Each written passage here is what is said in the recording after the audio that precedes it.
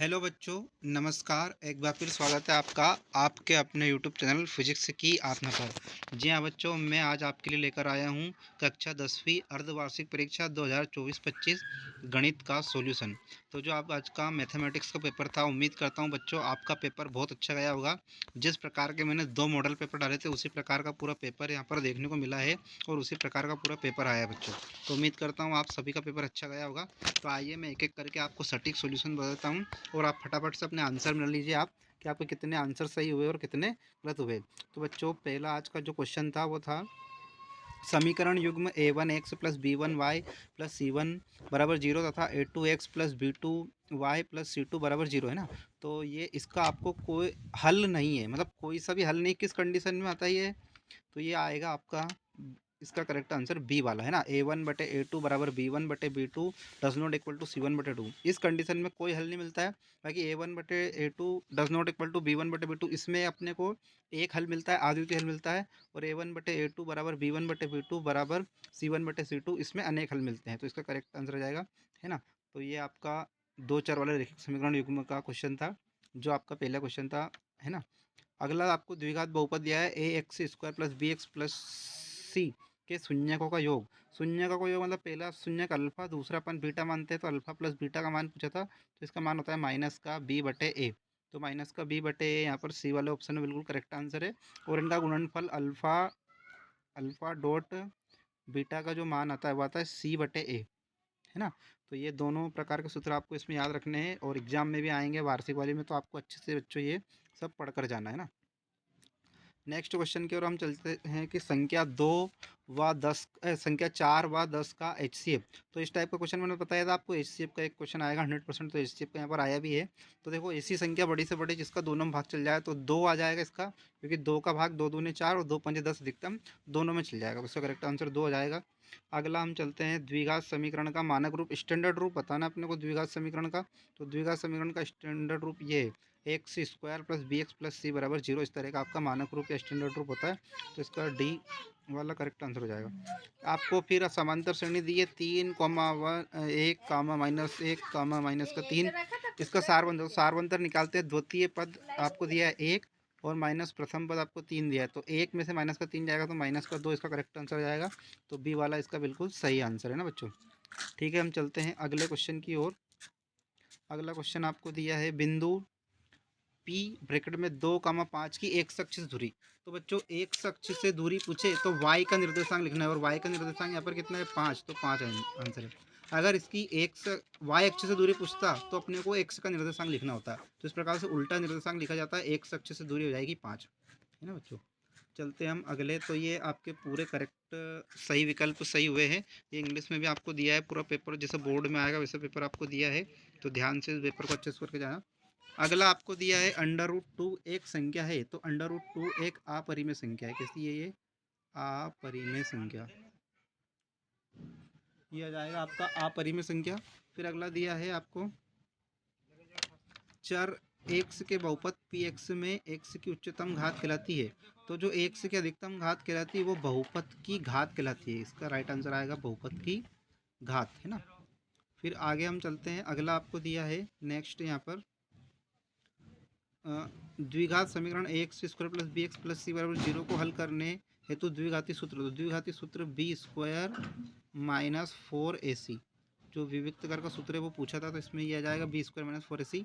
फिर आपको दिया है समांतर श्रेणी 18 15 से 1/2 13 माइनस 47 में पदों की संख्या बतानी है। तो इसमें आपको an का सूत्र लगाकर आप इसको सोल्व कर सकते हैं। मैं an का सूत्र लिख देता हूँ। an बराबर होता है आपका a प्लस ब्रैकेट में an-1 इंटू डी। यहाँ पर अंतिम पद an, अंतिम पद -47 दिया है, तो -47 रखकर प्रथम पद a18 रखकर an-1 और डी यहाँ पर सारवंतर निकाल कर आप इसको सोल्व कर सकते हो। फिर भी मैं इसका सही आंसर बता रहा हूँ आपको। इसका बिल्कुल करेक्ट एक्यूरेट आंसर आएगा यहाँ पर आपका 27 है ना। तो इसमें n का मान कितना जाएगा आपका, इसमें पदों की संख्या कितनी है 27 है ना। 27 इसका करेक्ट आंसर है। आगे हम चलते हैं। अगला सभी समबाहु त्रिभुज समरूप होते हैं। इसमें लिख देना समबाहु, क्या जाएगा इसमें समबाहु। जितने भी समबाहु त्रिभुज है वो सभी समरूप होते हैं। और नेक्स्ट आपको दिया है, इसमें आ जाएगा आपका समबाहु। इसमें लिख लेना आप समबाहु, सभी समबाहु त्रिभुज समरूप होते हैं समबाहु। नेक्स्ट आपको क्वेश्चन दिया है त्रिज्या आर वृत्त वाले एक त्रिज्य खंड है जिसका कोण थीटा है कि संगत चाप की लंबाई। तो चाप की लंबाई आपको बताना है। तो चाप की लंबाई तो आपको पता है पूरे वृत्त की लंबाई होती है 2 पाई आर, जो उसकी परिधि होती है ना। और थीटा इंटू में थीटा कोण है तो थीटा बटे 360, क्योंकि 360 का पूरा होता है। तो 2 पाई आर इंटू थीटा बटे 360 इसका करेक्ट आंसर आएगा। यदि आपने लिखा होगा तो बिल्कुल सही है। तो बच्चों ये आपके रिक्त स्थान पूरे हुए हैं। उम्मीद करता हूँ आपके सभी रिक्त स्थान सही हुए हैं। आगे चलते हैं हम सत्य असत्य पर। तो सत्य असत्य में आपको दिया है द्विघात बहुपद के शून्यकों का गुणनफल अल्फा डॉट बीटा बराबर सी बटे ए। तो बिल्कुल सी बटे ए होता है। और अगर आपसे उनका योग पूछे अल्फा प्लस बीटा तो माइनस का बी बटे ए है ना। तो ये बिल्कुल सही है। सभी समद्वि बाहु त्रिभुज सदैव समरूप होते हैं। तो ये असत्य, सदैव नहीं होते, उनके कोण भी हमेशा बराबर होना चाहिए तभी समरूप होंगे, अन्यथा नहीं होंगे। एक वृत्तखंड का क्षेत्रफल संगत त्रिज्यखंड का क्षेत्रफल माइनस संगत त्रिभुज का क्षेत्रफल। तो ये भी बिल्कुल सत्य है ना। तो पहला सत्य, दूसरा असत्य, तीसरा भी आपका सत्य है। चौथा आपको घन का आयतन दिया है, क्यों बिल्कुल सही बात है, ये घन का आयतन ही होता है a/3। ये भी बिल्कुल सत्य है। त्रिकोणमितीय अनुपातों की सहायता से किसी वस्तु की ऊंचाई या लंबाई या दो सुदूर वस्तुओं के बीच की दूरी ज्ञात की जा सकती है। बिल्कुल की जा सकती है, ये भी बात बिल्कुल सत्य है। फिर अगला हम चलते हैं यहाँ पर अर्धगोले के आयतन का सूत्र 1/3 पाई आर क्यू। नहीं, अर्धगोले के आयतन का सूत्र होता है 2/3 पाई आर क्यू। अगर इस तरह का होता तो बिल्कुल इसका आयतन सत्य हो जाता। तो ये तो 1/3 है। तो 1/3 तो अपने को पता है कि शंकु के में आता है ना। तो ये असत्य हो जाएगा आपका चौथा। तो आपका एक तो दूसरा वाला और एक छठा वाला असत्य है, बाकी सारे के सारे इसमें सत्य, सत्य असत्य में। तो ये कंप्लीट होते हैं बच्चे, सत्य असत्य मिला लीजिए फटाफट। अगला हम चलते हैं सही जोड़ी पर। सही जोड़ी मिलाते हैं। तो सही जोड़ी में आपको दिया है पहला वाला sine square theta plus cos square theta बराबर 1 होता है। तो ये जो 1 है ये 1 का ही आंसर है। इसका मैं मिला देता हूँ, sine square theta plus cos square theta बराबर 1 होता है। ये बिल्कुल करेक्ट आंसर। फिर कोट ए का मान पूछा है आपसे आगे। तो कोट ए जो होता है वो होता है कोस ए बटे साइन है। ये दूसरा जाएगा कोस ए बटे साइन है cot A. Sec square theta -1 बराबर होता है टेन स्क्वायर थीटा। ये सर्व समीकरण वाला सूत्र है। ये भी आपको 8 पार्ट में मिल जाएगा, है ना। इस प्रकार का सूत्र आपने पढ़ा होगा। तो टेन स्क्वायर थीटा वैल्यू हो जाएगी इसकी सेक स्क्वायर थीटा -1 बराबर। आपको अगला दिया है टेन 60 डिग्री। तो टेन 60 डिग्री का मान बताना है आपको चौथे का। टेन 60 डिग्री का मान होता है √3, है ना। ये आपका चौथा हो जाएगा। फिर अगला आपको दिया है वृत्त को दो बिंदुओं पर प्रतिच्छेद करने वाली रेखा को बोलते हैं। तो प्रतिच्छेद करने वाली रेखा कहलाती है छेदक रेखा। तो ये आ जाएगा पाँचवें का छेदक वाला। और अगला आपको लास्ट छठा दिया है वृत्त तथा उसकी स्पर्श रेखा के उभयनिष्ठ बिंदु को कहते हैं। तो स्पर्श बिंदु कहते हैं। ये तो आप सभी ने पढ़ा होगा। ये इसका छठा जाएगा। तो बाकी के जो लास्ट के नीचे दो दिए हैं ये टेन 30 डिग्री का मान है आपका 1/3। ये टेन 30 डिग्री का मान है। ये आपको गलती से दिया है इन्होंने 1/√3। और ये टेन का ही मान है टेन थीटा या टेन ए बराबर होता है आपका साइन ए बटे कोस है। तो बाकी ऐसी वैल्यू कोई दी थी नहीं, तो ये दोनों गलत दिए थे, बाकी सारे इसमें सही मिला लिए। तो उम्मीद करता हूँ आप सभी के ये सभी सही होंगे, सही जोड़ी वाले। आगे हम चलते हैं एक शब्द में उत्तर। उन्नयन कोण की परिभाषा बताना है। तो उन्नयन कोण की परिभाषा है कि जब कोई व्यक्ति किसी वस्तु को देखता है तो देखने पर उस व्यक्ति की आंखों द्वारा और उसकी क्षैतिज रेखा के बीच में बनने वाले कोण, मतलब दृष्टि रेखा और इस क्षैतिज रेखा के बीच बनने वाले कोण को ही हम उन्नयन कोण कहते हैं। दृष्टि रेखा और क्षैतिज रेखा के बीच बनने वाले कोण को उन्नयन कोण बोलते हैं। आधारभूत समानुपाती का प्रमेय का कथन लिखना है। तो जब जब कोई त्रिभुज को एक तीसरी रेखा मध्य बिंदु से जब उसको काटती है कहीं भी दो बिंदुओं पर, तो उसको हमेशा समान अनुपात में काटती है। तो इसमें समान अनुपात में बांटते हैं त्रिभुज को। इस प्रकार से आपको कथन लिखना था। बिंदुओं आपको दिया है 0,0 व a,b के बीच की दूरी। तो इसमें अंडर रूट में दूरी का सूत्र लगाना है x2 - x1। मतलब a में से 0 जाएगा तो a बचेगा, तो a का वर्ग प्लस यहाँ पर आ जाएगा b का वर्ग। इस प्रकार से इनके बीच की दूरी आप ज्ञात कर सकते थे। अगला आपको दिया है बिंदु x1 y1 और x2 y2 को जोड़ने वाली रेखाखंड PQ के मध्य बिंदु के निर्देशांक। मध्य बिंदु के निर्देशांक निकालना सिंपल है। x1 + x2 बटे में जाएगा आपका 2 और यहाँ पर आ जाएगा y1 + y2 और बटे में जाएगा 2।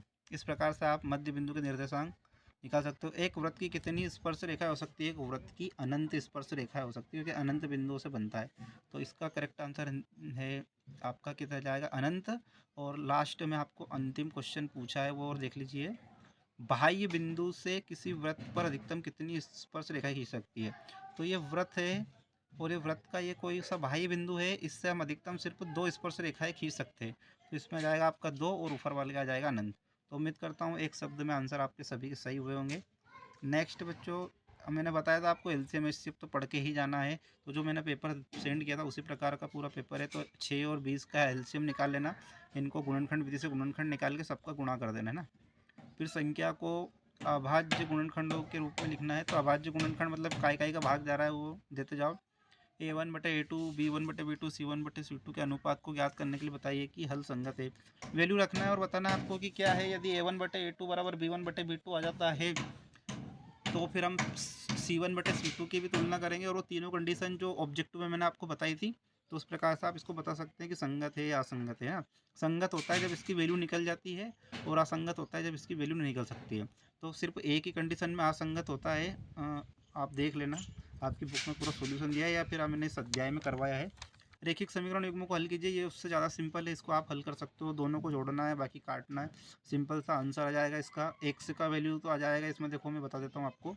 यहाँ पर एक्स का मान तो आ जाएगा 7, और यदि हम इसमें 7 इसका मान आ जाएगा तो 5 5 आ जाएगा वाई का मान।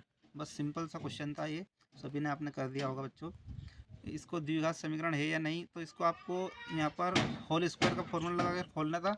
यदि एक्स स्क्वायर बचे या इस प्रकार का समीकरण बचे, A x square plus B x plus C के रूप में बचे, तो बोल देना कि ये द्विघात समीकरण है, वरना नहीं है। स्टैंडर्ड रूप में आपको इसको लाकर रखना था। द्विघात समीकरण के रूप में निरूपित कीजिए दो क्रमागत धनात्मक पूर्णांकों का गुणनखंड 306। तो इसमें पहला धनात्मक गुणनखंड x मान लेते, फिर x प्लस 1 और क्या दिया, पूर्णांकों का गुणनफल, दोनों का गुणा कर देते और 306 रख देते। इस प्रकार से इसको सॉल्व कर सकते थे। एपी के प्रथम 4 पद लिखिए, जबकि प्रथम पद ए दिया है सारवंतर -3 लिख सकते हैं। पहला पद यदि 4 है, फिर 4 में से 3 घटाओगे तो 1 आ जाएगा, फिर 1 में से 3 घटाओगे तो माइनस का 2 आ जाएगा। इस प्रकार से पद लिख सकते थे। फिर -2 में -3 जोड़ेंगे तो माइनस का 5 आ जाएगा। ये और सिंपल था। इस प्रकार से आप समीकरण बना सकते थे। इसका 11वां पद निकालना है। 11वां पद मतलब A11 की वैल्यू निकालना है। तो AN का फॉर्मूला लगेगा, AN बराबर आपका A प्लस ब्रैकेट में AN-1 इंटू डी वाला सूत्र से ये पूरा सॉल्व हो जाएगा, है ना। तो उम्मीद करता हूँ ये सभी ने किया होगा आपने, है ना। AN बराबर इसमें फॉर्मूला लग जाएगा। समरूप आकृतियों के दो भिन्न भिन्न उदाहरण लिखिए। समरूप आकृतियों के दो भिन्न भिन्न उदाहरण आप लिख सकते हो। दो उदाहरण कोई से भी आप लिख देना, है ना। दी गई आकृति, इसमें वही समान आधारभूतिका वाली प्रमेय लगेगी, वो जो अभी अपन ने ऑब्जेक्टिव में पढ़ी थी वो प्रमेय समान अनुपात में काटती है। तो ये 1.5 डिवाइड बाई 3 बराबर आ जाएगा 1/में x। इस प्रकार से आप इसकी वैल्यू निकाल सकते हो, है ना। आगे हम चलते हैं। यहाँ पर 2 tan square 45 plus cos square 30 minus sine square. तो यहाँ पर आप कुछ भी नहीं करना है, सिर्फ टेबल से मान रखना है। tan 45 का मान यहाँ पर रखना है, कोस 30 डिग्री का मान यहाँ रखना है और साइन 60 डिग्री का मान यहाँ रखना है। इसका वर्ग करना है और 45 का मान तो 1 होता है, 1 का वर्ग 1 होता है और 2 में गुणा कर देना तो 2 आ जाएगा। प्लस कोस स्क्वायर 30 का मान और साइन स्क्वायर 30 का मान आप रख देना, तो इससे आपकी वैल्यू आ जाएगी। एक बिंदु Q से एक वृत्त पर स्पर्श की लंबाई 24 है तथा Q की केंद्र से दूरी 25 सेंटीमीटर, तो वृत्त की त्रिज्या ज्ञात करना है। कर सकते हो, इस प्रकार के क्वेश्चन अपन ने किए हैं। केंद्र से 5 बिंदु वृत्त तो स्पर्श रेखा की लंबाई 4 सेंटीमीटर, वृत्त की त्रिज्या ज्ञात करने कर सकते हैं। 6 सेंटीमीटर त्रिज्या वाले वृत्त के त्रिज्या खंड का क्षेत्रफल वाला सूत्र लगा देना, पाई आर स्क्वायर इंटू θ/360। इस वाले से इसका क्षेत्रफल निकाल सकते हो आप।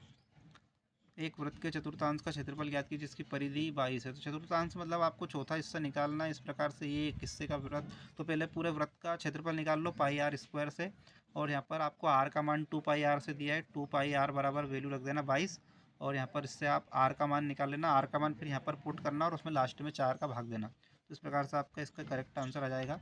उम्मीद करता हूँ आपने सभी ने ये क्वेश्चन किया होगा। नेक्स्ट आपको दिया है 14 क्वेश्चन। जाँच कीजिए क्या किसी प्राकृत संख्या n के लिए 6 की पावर n अंक 0 पर समाप्त हो सकता है। तो नहीं, क्योंकि 1 रखेंगे तो 6 आएगा, 2 रखेंगे तो 36, ऐसे 1 2 3 4, या फिर इसकी घात 0 रखोगे तो 1 आ जाएगा, है ना। तो इस प्रकार से आप इसको सोल्व कर सकते हो। ये क्वेश्चन भी सिंपल है, पहले अध्याय का क्वेश्चन है ये दोनों, सिंपल से। एपी में आपको 22 पदों का योग मतलब एस एन वाला सूत्र लगाना है। एस एन बराबर a/2 ब्रैकेट में a plus n-1 into D. तो एस एन वाला सूत्र इसमें लगा देना आप, सम वाला, तो इससे एस एन से आपका योग निकल जाएगा। प्रथम n धन पूर्णांकों का योग ज्ञात कीजिए, तो ये भी आप कर सकते हो। अगला आपको दिया है BC का संबंध सिद्ध करना है AD, और ये तो थ्योरम है, तो इस तरह से आपको सिद्ध करके इसको लिख के चित्र बना के और ये सिद्ध करना था। ठीक है, ये भी उसी प्रकार का क्वेश्चन है, इसको भी सिद्ध करना था। 15 मीटर भुजा वाले वर्गाकार घास के मैदान के कोने पर छोटे से घोड़ा, हाँ ये घोड़ा वाला क्वेश्चन आपका जो है ये आपका 12 यूनिट में है तो शायद करवाया है, इसको ध्यान से देख लेना आप, है ना। अच्छा क्वेश्चन है, आपकी बुक में मिल जाएगा। त्रिज्या 14 सेंटीमीटर वाले वृत्त के चाप पर 120 डिग्री का कोण अंतरित करता है तो संगत चाप की लंबाई वही 2 पाई r वही वाला सूत्र लगेगा इंटू थीटा बटे 360। इससे इसका राइट आंसर आ जाएगा। एक्स स्क्वायर के शून्यक तो इसका जाएगा प्लस माइनस √3। और इसके संबंध की सत्यता की जांच कर देना। योग तथा गुणनफल धन एक द्विघात बहुपद ज्ञात कीजिए, मतलब द्विघात बहुपद ज्ञात करना। तो द्विघात बहुपद X square plus B X और प्लस सी होता है। इसके गुणनखंड क्रमशः 0। तो ये अल्फा प्लस बीटा और अल्फा डॉट बीटा का मान दिया, इससे ए बी सी का मान निकाल देना और इसमें वैल्यू पुट कर देना। द्विघात समीकरण के मूल ज्ञात करना है। मूल तो आपको गुणनखंड विधि से निकालना है। का विविक्त कर वही बी स्क्वायर माइनस 4ac से आप ज्ञात कर सकते हो। यहाँ पर वैल्यू पुट करना है बी की, ए की और सी की। इस प्रकार से आपको बहुत सिंपल सा क्वेश्चन आया था। यदि आपने अच्छे से पढ़ाई की हो तो पूरा पेपर अच्छा गया होगा।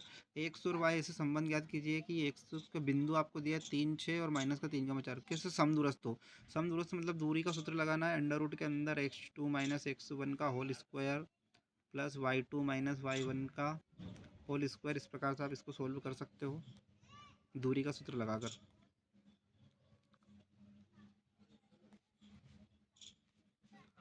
आगे हम चलते हैं, देखते हैं नेक्स्ट क्वेश्चन बच्चों।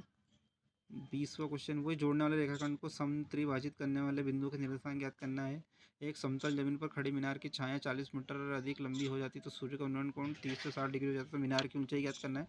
तो आप 10 60 डिग्री और 10 30 डिग्री का सूत्र लगाकर इसको सोल्व कर सकते हो। आगे हमें दिया है नेक्स्ट 22वां क्वेश्चन दिया है। यदि किसी भिन्न के अंश और हर में 2 जोड़ दिया जाए तो 9/11 हो जाता है। यदि अंश और हर में 3 जोड़ दिया जाए तो ये हो जाता है। तो माना पहले भिन्न मान लेना आपकी x/y भिन्न अपना है। फिर वो बोल रहा है 2 जोड़ दिया तो x+2 और y+2, है ना। इतना जोड़ दिया जाए तो कितना हो जाता है 9/11। इस प्रकार से आप दो बार सूत्र लगाकर इसको सोल्व कर सकते हो। 5 वर्ष बाद जेकब की आयु उसके पुत्र की आयु के 3 गुनी हो जाएगी। 5 वर्ष पूर्व जेकब की आयु उसके पुत्र की आयु से 7 गुनी थी। वर्तमान आयु ज्ञात कीजिए। ये आयु वाला क्वेश्चन है। हालांकि आयु वाला चैप्टर इस बार हट के चुका है आपका। तो आयु वाला चैप्टर कौन से नंबर का है उसमें देख लेना। हालांकि आयु वाला शायद इस बार है नहीं। मयंक ने अपने बगीचे में एक पक्षी स्नानागार बनाया। आकार के खोखले का बेलन है जिसमें अर्धगोलाकार का बेलन, मतलब वही वाला क्वेश्चन है जो 12 पार्ट में आपको दिया है। स्नानागार बनाया जिसका आकार खोखले बेलन। तो खोखला बेलन इस प्रकार से अपन बना सकते हैं। मैं चित्र बना देता हूँ। इस प्रकार से आप खोखला बेलन बना सकते हो। ये बेलन बन गया और सिरे पर अर्धगोला लगाया, मतलब अर्धगोला से इस प्रकार से इसको जोड़ देना। तो पहले इसका पृष्ठीय क्षेत्रफल, तो पहले इसमें बेलन का पृष्ठीय क्षेत्रफल और प्लस इसके दोनों अर्धगोले के पृष्ठीय क्षेत्रफल का सूत्र लगाकर दोनों को जोड़ देना। तो इसका वैल्यू आ जाएगी। ऊंचाई 2.4 व्यास और 1.4 सेंटीमीटर वाले ठोस बेलन से इसी ऊंचाई और इसी व्यास वाले शंकुआकार खोल को काट लेगा। शेष बचे ठोस का निकटतम पृष्ठीय क्षेत्रफल। तो पृष्ठीय क्षेत्रफल यदि आपको आकृति काटते हो तो हमेशा बढ़ जाता है, तो आपको सिर्फ प्लस करना है ना। तो बच्चों बहुत सिंपल सा पेपर था। जिस प्रकार का पेपर आपको बताया गया था पूरा पेपर वैसे आ गया है। तो उम्मीद करता हूँ आपके अच्छे नंबर आए। बाकी अभी आपको शाम तक साइंस का पेपर मिल जाएगा। तो ओके बच्चों, आपका जो विज्ञान का पेपर है कल, उसका आप मॉडल पेपर देख के जाना। ओके बच्चों, जय हिंद, जय भारत, धन्यवाद।